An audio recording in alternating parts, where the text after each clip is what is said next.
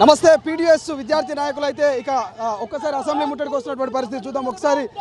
Right, విద్యారంగానికి 30% నిధులు కేటాయించాలని పీడీఎస్ పీవీఎల్ విద్యాసంఘ ఆధ్వర్యంలో మేము డిమాండ్ చేస్తా ఉన్నాం. ఈ రాష్ట్ర ముఖ్యమంత్రి ఏ నెలలైంది ఈ రోజు గద్దెనెక్కి, కానీ విద్యారంగం పట్ల చిత్తశుద్ధి లేదు. మొత్తం విద్యారంగానికి తక్కువ నిధులు కేటాయించడం ద్వారా ప్రైవేట్ కార్పొరేట్ విద్యా సంస్థలకు ఈ రోజు వీళ్ళు మొత్తం కూడా కొమ్ముగాస్తున్న పరిస్థితి ఉంది. అదేవిధంగా జాబ్ క్యాలెండర్ కూడా దాటవేత ధోరణి అవలంబించారు. మొన్నటి దాకా నిరుద్యోగులు ఆందోళన చేస్తే మేము జాబ్ క్యాలెండర్ ఇస్తామని చెప్పేసి మాట్లాడారు. కానీ ఈ రోజు మాత్రం అసెంబ్లీలో ఈరోజు మేము త్వరలో జాబ్ క్యాలెండర్ ఇస్తామని చెప్పేసి మాట్లాడుతున్నారంటే ఇది విద్యార్థుల్ని నిరుద్యోగుల్ని మోసం చేయడం అని చెప్పేసి మేము పీడీఎస్ పీవీఎల్ విద్యాసంఘంగా డిమాండ్ చేస్తూ ఉన్నాం.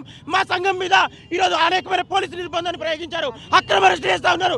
ముఖ్యమంత్రి గారు ప్రజాపాలన అంటే ఇదేనా అని చెప్పేసి మేము ప్రశ్నిస్తూ ఉన్నాం. కాబట్టి వెంటనే విద్యాశాఖ మంత్రిని వెంటనే నియమించాలి, విద్యారంగానికి నిధులు పెంచాలి, అదేవిధంగా జాబ్ క్యాలెండర్ని విడుదల చేయాలి. మొత్తం ప్రభుత్వ విద్యారంగం మొత్తం కూడా సమస్యలతో సతమతమవుతూ ఉంది. కాబట్టి వెంటనే విద్యారంగం మీద దృష్టి పెట్టాలి.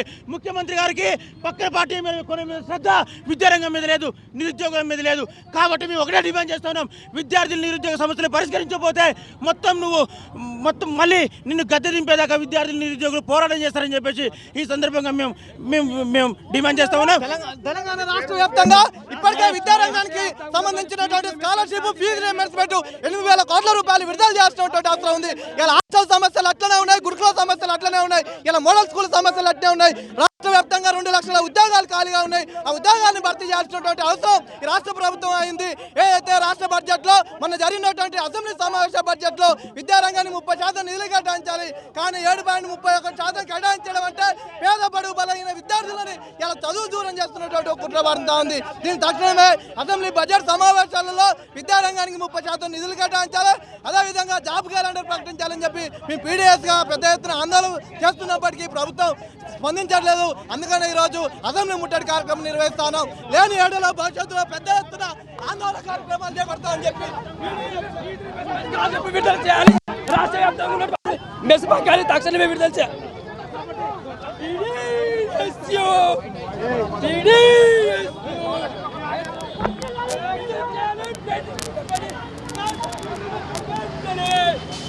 విడుదల చేయాలి.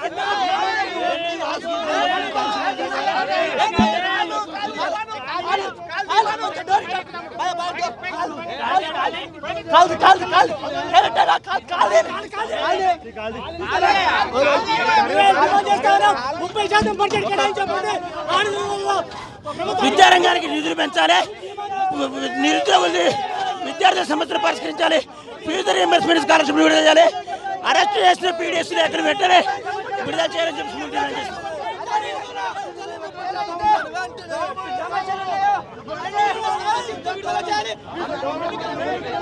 సో రైట్, ఇది మొత్తం మీద ఇక అసెంబ్లీ ముట్టడికి అయితే భారీ స్థాయిలోనే పీడీఎస్కి సంబంధించినటువంటి విద్యార్థి నాయకులు కూడా వచ్చినటువంటి పరిస్థితి. కేవలం పీడీఎస్కి సంబంధించినటువంటి విద్యార్థి నాయకులే కాకుండా ఇతర బీజేవైఎంకి సంబంధించినటువంటి మహిళా మోర్చా నాయకులు కూడా ఏదైతే అసెంబ్లీ ముట్టడికి వచ్చేటువంటి అవకాశం ఉన్నట్టు తెలుస్తోంది.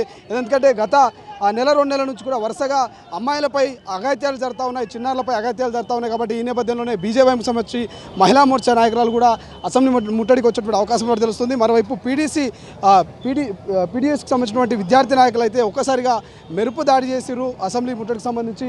వాళ్ళందరినీ కూడా లిఫ్ట్ చేసి ఇప్పుడే పోలీసులు తీసుకొస్తున్నటువంటి దృశ్యాలు మనం చూస్తూ ఉన్నాం.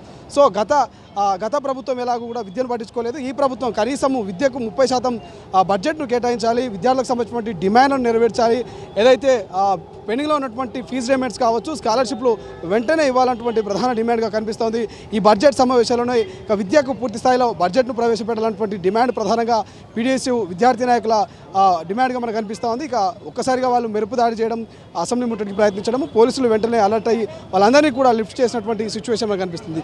సో వరుసగా అసెంబ్లీ స్టార్ట్ అయ్యి దాదాపు 7వ రోజు కంటిన్యూ అవుతుంది. 7 రోజుల పాటు కూడా వరుసగా నిరసనలు, వరుసగా ఎవరో ఒకరు ఖచ్చితంగా ముట్టడి చేస్తున్నటువంటి పరిస్థితి. నిన్న కోటిలో ఆశా వర్కర్లు, ఇవాళ పీడీఎస్ సంబంధించిన విద్యార్థి నాయకులు, ఇందిరా పార్క్ వద్ద, ధర్నా చౌక్ వద్ద ఆటో డ్రైవర్లు ఇట్లా వరుసగా కూడా నిరసనలు వ్యక్తం చేస్తూ ఉన్నారు. ప్రభుత్వం మీద తమ డిమాండ్స్ను ప్రభుత్వం దృష్టికి తీసుకెళ్లేటువంటి ప్రయత్నం చేస్తూ ఉన్నారు. వరుసగా ప్రభుత్వం తమ డిమాండ్స్ని ఖచ్చితంగా నెరవేర్చాలన్నటువంటి అంశాన్ని వాళ్ళు తెరమీసి తీసుకొస్తున్నటువంటి పరిస్థితి. సో ప్రస్తుతం అయితే పీడీఎస్ సంబంధించినటువంటి విద్యార్థి నాయకులను అయితే పోలీసులు లిఫ్ట్ చేశారు. మరికొంతమంది అసెంబ్లీ ముట్టడికి వచ్చేటువంటి అవకాశం ఉన్నటువంటి సమాచారం ఉంది.